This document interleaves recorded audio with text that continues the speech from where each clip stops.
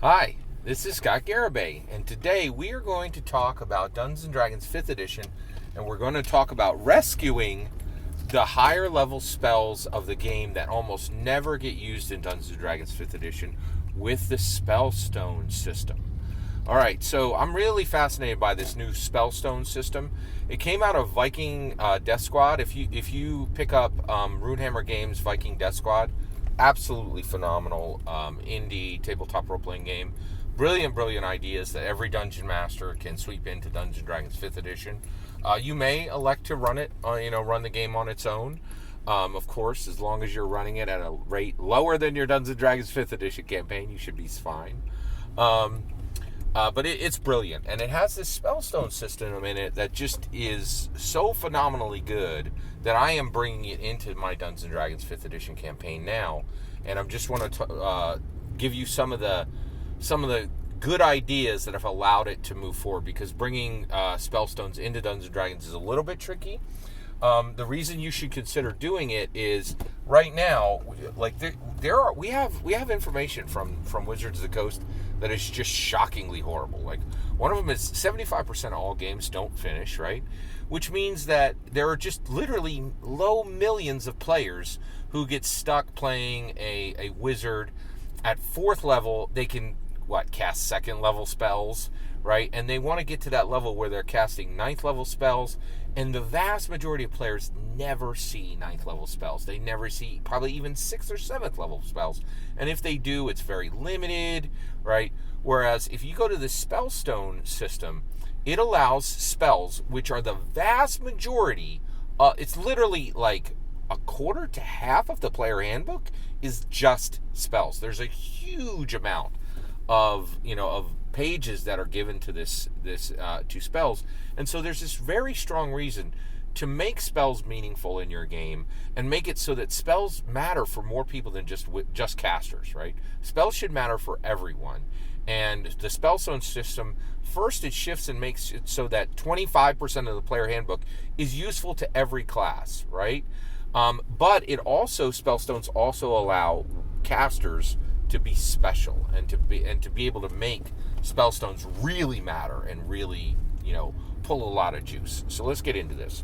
All right, so the way I'm doing this, the biggest thing I've done is I was like, okay, I know I want to use Spellstones in the game, right? So one of the things I was doing is like, okay, I'm going to bring in a true resurrection Spellstone, right?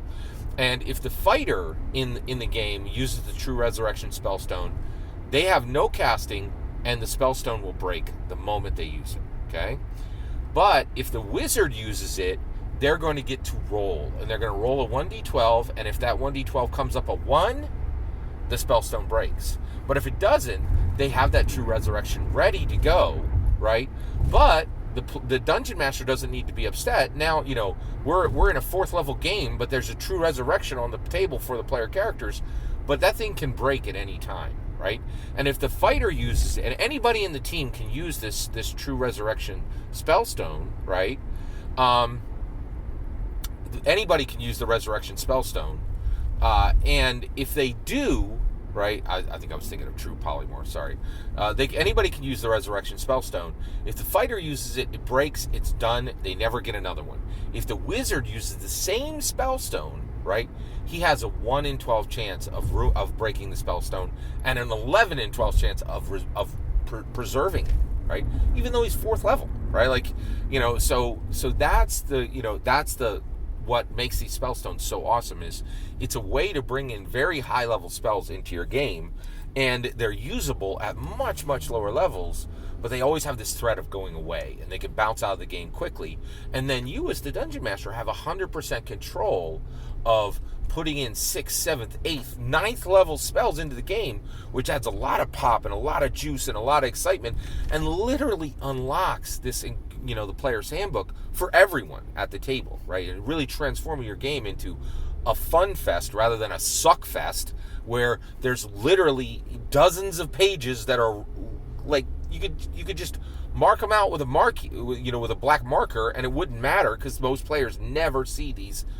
spells anyway, or they do see them being used by their opponents, and they have to sit and say, someday I'll be able to cast a resurrection spell. But the reality is they probably won't, right? And they're just going to play in game after game after game where these awesome full juice spells never get put into their hands, right? Whereas this spell thing. So how am I putting my spell stones into the game? Well, the first thing I'm doing is spell stones. I was going to be like, okay, I'm going to put in a resurrection spell stone, and I'm going to put in a true polymorph spell stone. And I was like, man, I got to write all these onto an index card, and it's going to be, I have to track what everybody gets, and then there. So I was like, I figured it out, right? You put spell stones into your game, okay? You never put any spell into a stone. You say, your 4th level adventurers, you guys find a spell stone. You look on the stone, it's a smooth black stone, right? Etched on it is 6 circles. That is a 6th level spell stone, right? The narrative is it's a smooth stone and it has 6 circles on it. What that means is it's a 6th level spell stone. It can be used, right? And I am splitting them out in divine and arcane, right? So divine, I'm using black. Divine, I'm using white, and arcane, I'm using black. So if they find a black 6 circle spellstone, it will cast any spell from any arcane tradition of 6th level, right? And they can choose it at the time of casting, right? It becomes incredibly powerful. It becomes meaningful. It becomes useful. It becomes tradable, right? And it's not tied to any one character. If you put it in the wizard's hand, you're going to use it again and again and again, most likely, right? If you put it in the ranger's hand, they're going to be less effective at using it than the wizard would, but they'll get a roll, right? They might roll a 1d4, right? But they're going to get a roll and have a chance of reusing the stone. And if you give it to the fighter who doesn't have Arcana and is not a caster, it will break if they use it in any way, right? But they can, right? And if the wizard gets knocked down, right, they can take that 6th level stone off the wizard. And the moment you grasp the stone, the circles light up in your hand, filling your mind with every spell it is capable of casting. Full identification, right? So this is I'm so excited about this, and I'm putting 4th circle stones into my game and 7th circle stones into my game, and cantrip stones. Cantrips can cast every cantrip, right? And get this, for cantrip stones, casters never roll to break, right? And so this is, in my opinion, it's a rescue mission. The way people rescue like pit bulls, right? I'm trying to rescue the spells of Dungeons & Dragons 5th edition because Wizards of the Coast has told us the vast majority of pages in the Player's Handbook are utterly useless, right? Games do not go long enough for Wizards to wait around to hit the good juice, right? And we need to change this. We need to make these exciting. We want people just pouring over the Player's Handbook. Also, here's another I got a lot of young players in my game. Not a single one of them owns the PHB. It breaks my heart, right? And they all just flip through their phone. And I think that, this is just another reason why, having this would really help. Like, you can, if you have the PHB, you flip through. And it's one of the reasons why so many players never bother to get the Player's Handbook, because it's filled with pages that you could put cobwebs on them because they're never used, right? And so I really don't want to ignore what WotC has told us. I want to rescue those high level spells from Dungeons & Dragons 5th edition. Put them into the game at every level, right?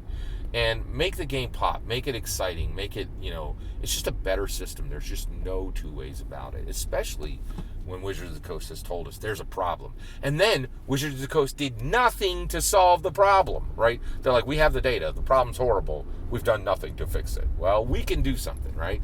And I am thankful to Wizards of the Coast for identifying the problem. Spellstones are the fix to high-level magic in your game, never seeing the light of day. It's going to make your game a lot more exciting. It's going to make people at your table excited. I am really excited for these, for 4th circle stones, 4 circle spell stones, 7 circle spell stones, 9 circle spell stones. put them in your game. That's my opinion. I'd love to hear your thoughts. Are you shifting over to Spellstones? Are you not? Why are you not, right? Are you totally fine with your players having like just dozens of pages in the player's handbook that never see the light of day, and you could just draw cobwebs on them because they're useless, but you don't care because a lot of dungeon masters don't care about how, they just care about their own deity powers. They really don't care if if their players are dirt farmers. I know there's a lot of people out there who feel that way. I'd love to hear it. Let me know in the comments below. Please consider liking and subscribing. Have a wonderful millennium.